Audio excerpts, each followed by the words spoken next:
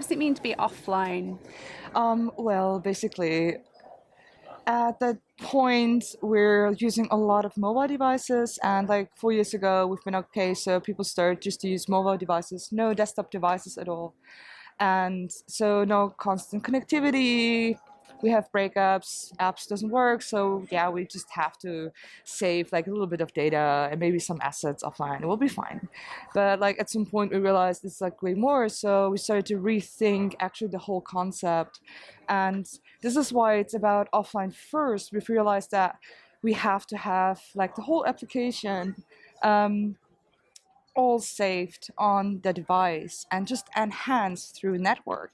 And this might like this is the progressive enhancement part basically. Okay. Because everyone's like, oh my god, yes, offline first, so much progress. It's not. It's just the network that helps you with everything. So yeah, it saves also like so much bandwidth and performance when you just do that. And How do you find the balance then with being offline first and taking up memory on the mobile device, like these huge apps? This is hard. This is really hard. At first, you have to separate both cycles, the updating cycles, from the assets and from the data. Data, of course, way more important, right? So you basically store as much data as you need on your mobile device, except of images. Images, still very hard. You can port a few of those, for example, to SVG and add them with CSS, which is really great. But this is like the one part of it. And just enhance through the network when you're getting and setting new data. That's one part of it. You also have to take care of the caches like all the time. So it always depends on what kind of application you're building, how much data you actually need, because all data is always valuable. It always depends on that. And you have to take care of the assets, right? So what we always love to give as an advice to have a very basic set of UI.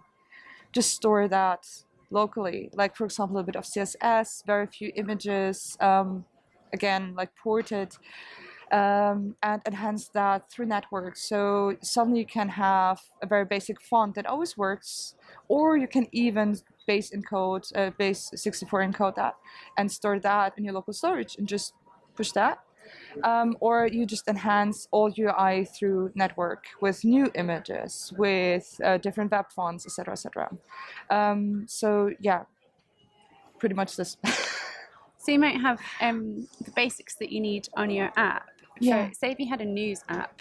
Yeah. Maybe you have the basic news stories and the cover image. Yeah. But when you are online, you get all of the other images and videos. Is that what you mean? Exactly. So sometimes it's just super important to have like the hero image, the main image of the biggest news story there. When you just make sure it's a very compressed one, because it's important to see what's on the image, but it doesn't have to be like 5 MB or something, right? But people still do that.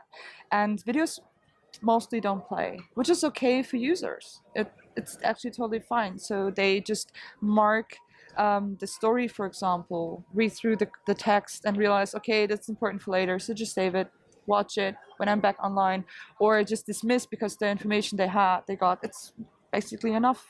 So it's more like deciding on which application you're actually working on right now and what do you need. And you're working on an open source project. Yeah, I'm since a year, since January, I'm back to open source again, which is a really nice way to work. Right now I'm working with Mozilla on Web Compact, and this project is super interesting because we all tend to like work and learn like all the frameworks and all the cool stuff and just refactor all the time. But basically what we need is to finally learn the basics again, relearn, learn how the specs work, etc. So what this project actually does is sometimes you have bugs where in one browser something is like a website is broken, but it works on the others. So you can just go to webcompact.com, report that bug and we diagnose. And either it's something in the specs that is broken, so we write specs or annoy different browser vendors that they should finally fix that.